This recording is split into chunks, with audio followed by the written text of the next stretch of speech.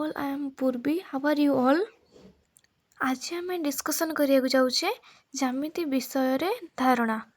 तो प्रथम आम जाना प्रथम कौन अच्छे रेखाखंड ताकू इंग्लीश रे कौन कहुए ता लिखिदी। रेखाखंड कहले जो रेखार उभय आद्य और प्रांत बिंदु अच्छे ताहाकू रेखाखंड कहुए। अन्य अर्थरे कहबा गले जार आरंभ अच्छी और शेष अच्छी ताहाकू आम रेखाखंड बोली कहबा। गोटे एग्जांपल देले कि रेखाखंड एटा हूँ ए और बी रेखाखंड।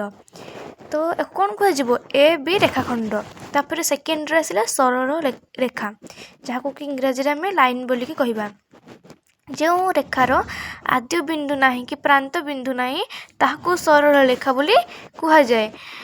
तापरे सरल रेखा निरवच्छिन्न भाव में परिव्याप्त अर्थात सरल रेखा रे कौनसी फांका नाही, किछि फांका नाही। सरल रेखार गोटे एग्जांपल दिया जाइए ए बी सरल रेखा। तापर आसला रश्मि जहाँ कि र कहुए। रश्मि एमती दी टाइप हो पार जो रेखार आद्य बिंदु अच्छी मात्र प्रांत बिंदु नाही ताहाकू आमे कौन कहबा रश्मि बोलिकी कहबा। तापर दुईटी रश्मि मिसी गोटे सरल रेखा सृष्टि हुए ना।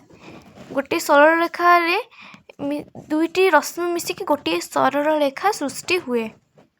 जदि आम ये भितर गोटे गार टाणिदेबा ताहले एटा भी गोटे सरल रेखा हो। एटा गोटे रश्मि एटा गोटे रश्मि। तापर रश्मि गोटे एग्जांपल दिया जाइए। तापर 4 रे आसला कोण। दुईटी रश्मि परस्पर को गोटे बिंदु रे छेद कले उत्पन्न होता ज्यामिति चित्र को कोण बोली कहुए। ये दुईटी रश्मि परस्पर को गोटे बिंदु रे छेद करछि। केउं बिंदु रे छेद करछि ना बी बिंदु रे छेद करिछि। कोणर ना कौन ए बी सी बा सी बी ए कहले भी चलिबो। तापर कोण रे ए बी सी कोण भी 3 प्रकार। तापर आम नेक्स्ट कोण केते प्रकार केमिति पढ़िबा। तापर आसले त्रिभुज ट्रायंगल। तीनोटी बाहु 3टी कोण 3टी शीर्ष बिंदु द्वारा आबद्ध होइतिबा चित्र को त्रिभुज बोली कहुए। त्रिभुज ए बी सी त्रिभुज। तीनोटी बाहु कौन रही ए बी बी सी आउ सी ए बाहु रही। तापर आसला चतुर्भुज 4टी बाहु 4टी कोण 4टी शीर्ष बिंदु द्वारा थिबा आबद्ध चित्र को आम चतुर्भुज बोली कही थाउ। चतुर्भुज ए बी सी डी चतुर्भुज।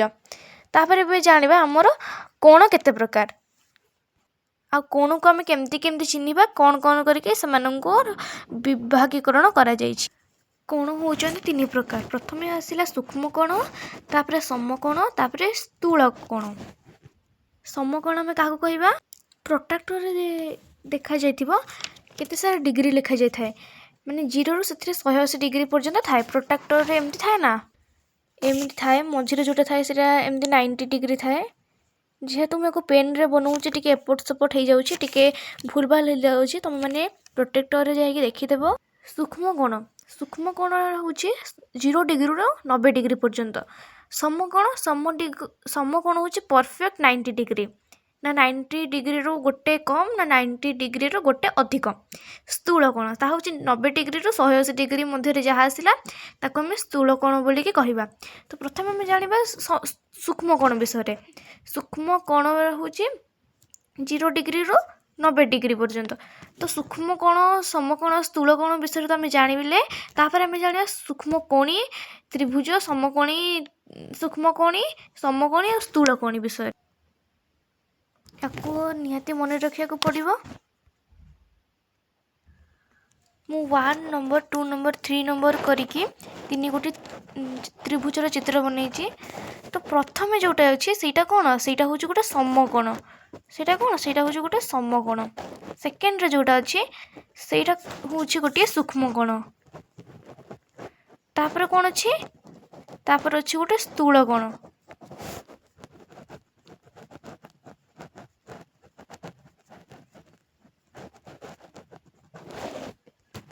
तेबे ନିହାତି ଆପଣମାନଙ୍କ ମନରେ ଗୋଟେ କ୍ୱେଶ୍ଚିନ୍ ଆସିବ କି ଏଇଟା ସମକୋଣ କାହିଁକି ହେଲା, ଏଇଟା ସୂକ୍ଷ୍ମକୋଣ କାହିଁକି ହେଲା, ଆଉ ଏଇଟା ସ୍ଥୂଳକୋଣ କାହିଁକି ହେଲା। ତ ସମକୋଣ ଏଇଟା ଏଇଥିପାଇଁ ହେଲା କି ଏଇଟା ହେଉଛି 90 ଡିଗ୍ରୀ ପାଖାପାଖି ରହିଛି।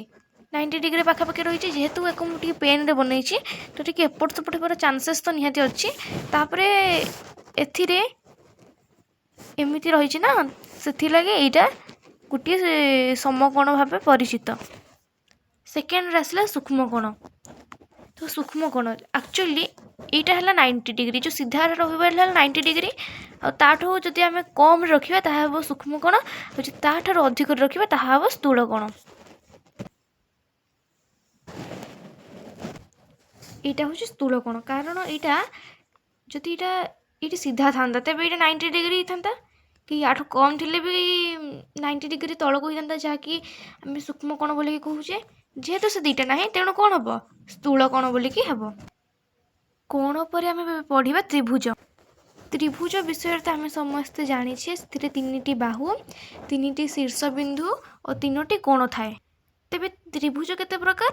ସେଇ ତ୍ରିଭୁଜ ମଧ୍ୟ ସେମ୍ 3 ପ୍ରକାର ରହିଛି। ସମବାହୁ, ସମଦ୍ୱିବାହୁ ଆଉ ବିଷମବାହୁ।